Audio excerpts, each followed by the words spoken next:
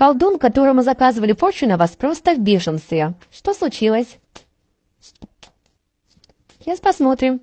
А потому что вся работа, которую они делали со своим шабашем, то есть этот мастер и толпа, с которой, ну, Сковин там, шабаш, я не знаю, шайка их, да, все обнулилось. Вся работа полностью очистилась, как будто бы ее и не было, потому что так решили высшие силы.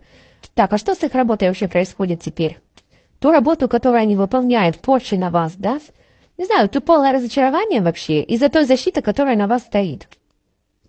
Так, а что теперь? Ну, они пытались выкрасть ваши ресурсы. Вот, все равно работа заблокирована. Кстати, знаете, кто мастер? Королева жезлов. Ее заблокировали. Эта информация уже идет не первый раз из расклада в расклад. Так что обратите внимание, кто же это такая дамочка, которая заказали на вас порчи. Так, смотри, пиши «Продолжай защиту» в комментариях и сохрани обязательно это видео.